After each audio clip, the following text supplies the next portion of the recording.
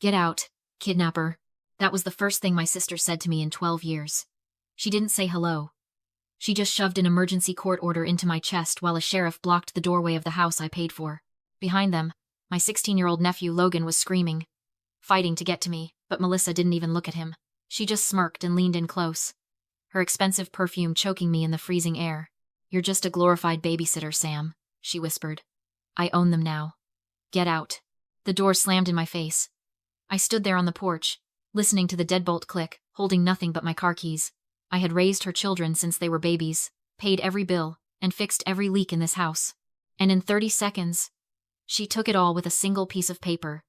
I walked to my truck and got in. I didn't look back. I pulled my truck to the curb 3 blocks away. The heater blasted against my frozen hands, but the chill sat deep in my bones, right next to the rage. I stared at the steering wheel.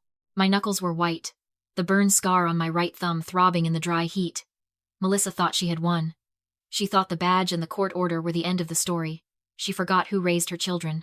She forgot that for 12 years, I was the one who cleaned up her messes, paid her debts, and kept her secrets. And she definitely forgot about the cloud account. I pulled my phone out. My hands were steady now. That's the thing about working a dinner rush in a Michelin star kitchen, you learn to think through the fire. 12 years ago, when Melissa vanished, she left everything behind, including an old tablet that remained logged into her primary cloud storage. I had kept the device charged in a drawer, a digital ghost, just in case. But tonight, I needed to access it from my phone. I needed the password. I typed in Logan's birthday. Access denied. I tried the twins' birthday. Access denied. I closed my eyes and breathed out. I was thinking like a mother. I needed to think like Melissa. I typed in the handle she used for her failed modeling career in 2012. Melissa Stunner 88. The loading circle spun for a second. Then, the screen unlocked. I was in. While the files synced, I looked back toward the house. The windows were glowing warm yellow against the blue dark of the storm. Melissa had called me a babysitter. A glorified nanny. The insult tasted like copper in my mouth. A babysitter clocks out. A babysitter gets paid. I looked at the scars on my hands. I didn't just pay with money. I paid with my youth. I paid with the silence of an empty bed because I was too busy raising 3 traumatized kids to date. I paid with the 48 hours I stayed awake when Henry had pneumonia, holding him upright so he could breathe, while Melissa was God knows where. I paid with the car I sold, my dream car, to settle a drug debt she left behind so the dealers wouldn't come knocking on our door. She owed me $650,000 for the house, sure.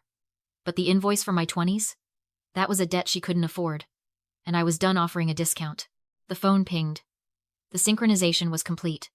I scrolled past thousands of selfies, past the blurry photos of parties, until I found the folder labeled 2012. It was a digital graveyard of her bad decisions. And there, buried in a subfolder of archived emails she probably never even read, was a notification from the IRS. I tapped it. It was a PDF. Form W2G. Certain gambling winnings. I zoomed in on the date. December 9th, 2012. The timestamp was 11:42 p.m., 4 hours after she told me she was broke, desperate, and checking into a rehab facility with no phone access. She wasn't in rehab. She was at the MGM Grand in Las Vegas. And she hadn't just left. She had hit a jackpot. $12,000. I stared at the screen. The evidence was bright and sharp. She had money. She had freedom. And she chose to gamble it away, while I figured out how to buy formula for her toddler. This wasn't just a lie. It was a felony. She had sworn to a judge she was indigent. She had filed for state aid. And she had hidden this. I put the truck in gear. The tears I had been holding back evaporated, replaced by cold, hard calculation. She wanted a war for the children? Fine. I had the ammunition. 12 years ago, the storm wasn't snow.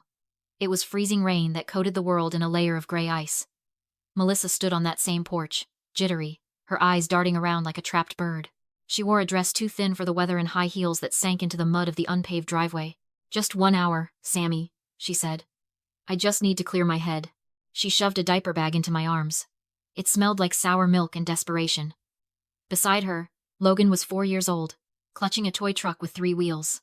The twins were asleep in the car seats she had already unbuckled and set on the wet concrete. She didn't kiss them goodbye. She didn't look back. She just got in her car and drove away, leaving skid marks on the pavement and 4 children who didn't know they had just become orphans. I was 20 years old. I worked the fryer station at a dive bar for $9 an hour. I lived in a studio apartment that smelled like other people's cigarettes. I had plans. I was going to culinary school. I was going to travel. I was going to be someone. Instead, I became a mother to 4 kids who weren't mine. The house she left us in wasn't a home then. It was a rotting carcass. The bank was 3 weeks away from foreclosing. The drywall had black mold blooming like cancer. The pipes screamed every time you turned a tap. The furnace worked only when you kicked it. Melissa left me a ruin and a mountain of debt.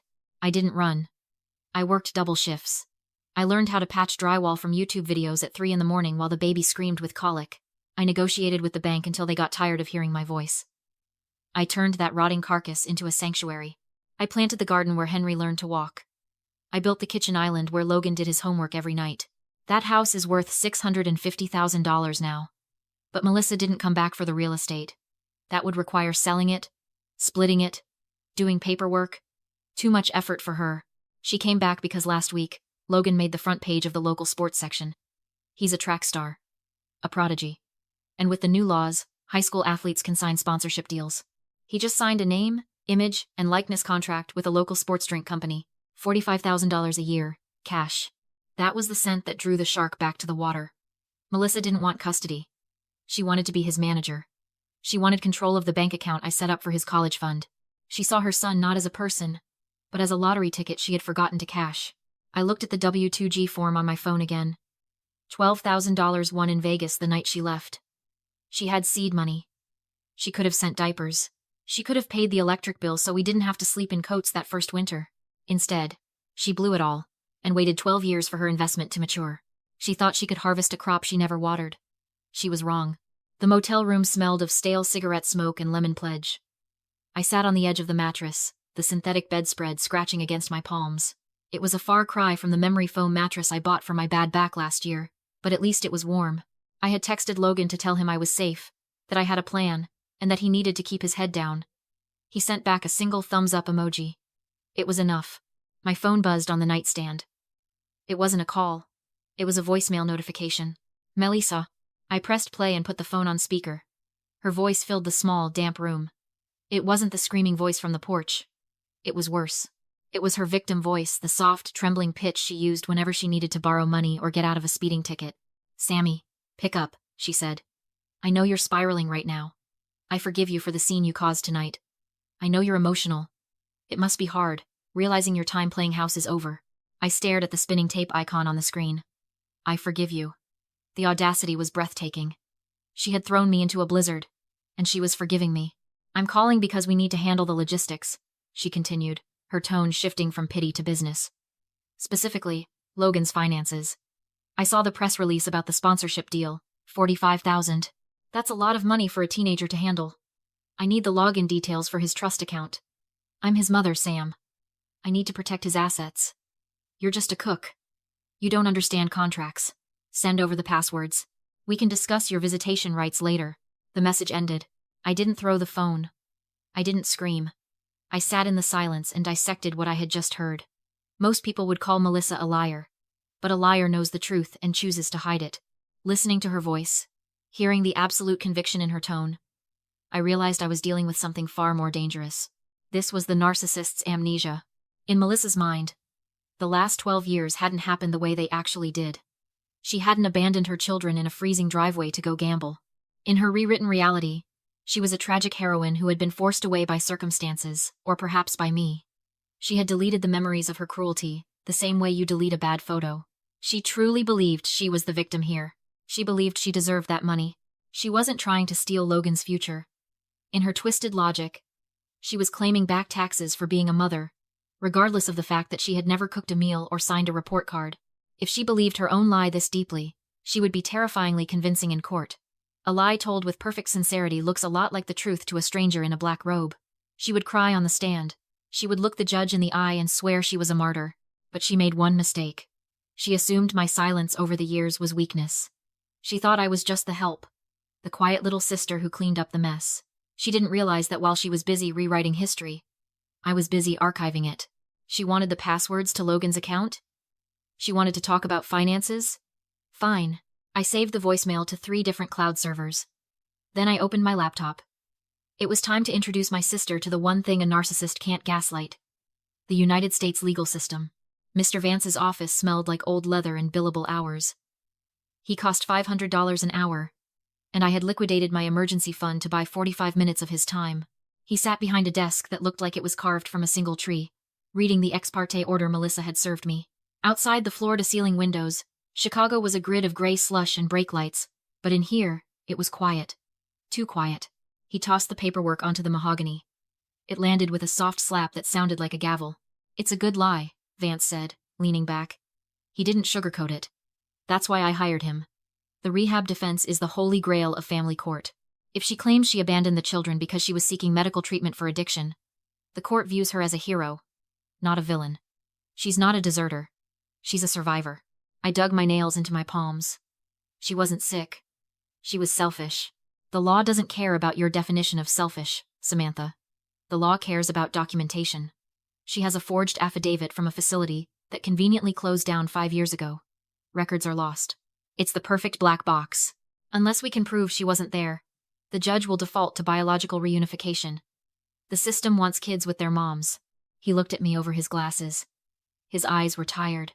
He had seen this story 1,000 times, the responsible relative getting crushed by the biological parent's rights. "The ex parte order stands until the hearing," he continued. "She has temporary custody. She has the house. And if she sticks to this story, she will likely keep them. The burden of proof is entirely on you to prove a negative. Can you prove she wasn't in that clinic 12 years ago?" The room felt small. I thought about Logan, probably sitting in a cold room right now, wondering why I hadn't come for him yet. I thought about the way Melissa had smiled on the porch. She thought she had covered every track. She thought 12 years was enough time for the dust to settle, for the paper trail to rot. But she forgot one thing. Greed leaves a footprint. I reached into my bag. I didn't pull out a stack of affidavits or character references. I pulled out my phone, the screen already glowing with the file I had pulled from the cloud. "I don't need to prove she wasn't in rehab," I said calmly. "I can prove exactly where she was." I slid my phone across the desk. "She wasn't in Wisconsin, Mr. Vance. She was in Las Vegas." He stared at the document on the screen. "Form W2G. Gambling winnings. MGM Grand. Check the timestamp. December 9th, 2012. 11:42 p.m. And the amount. $12,000. Vance lowered the phone, the fatigue vanishing from his face. "She swore under oath she was indigent and entering rehab that night. She abandoned her children and hit a slot machine 4 hours later," I said. Vance stood. "This isn't family court anymore. This is criminal. Tax fraud. Welfare fraud. Perjury. So what do we do?" "We let her lie," he said. "Under oath. On camera." In the deposition, Melissa played the part perfectly fragile, remorseful, broke. She swore she had no money, no phone, no records. She blamed a flood for the missing proof. Vance asked one final time, "So you swear you were penniless, in Wisconsin, seeking treatment?" "I swear," she said, staring into the camera. Vance set down his pen and slid a single page across the table. The color drained from her face as she read it. "Department of the Treasury, MGM, Grand Las Vegas. December 9th, $12,000. "You weren't in rehab," I said quietly. "You were in Vegas, drinking free gin and pulling a lever." Her lawyer read the paper once, then stood. "I'm withdrawing, effective immediately." He left. The camera kept recording as Melissa sat alone, exposed. By nightfall, the locks were changed. The house was warm again. Dinner was cooking. The kids were safe. I chopped vegetables, steady and calm. "You okay?" Logan asked. "I'm good," I said, and for the first time in 12 years. It was true. Family isn't blood. It's who stays. And I earned mine the hard way.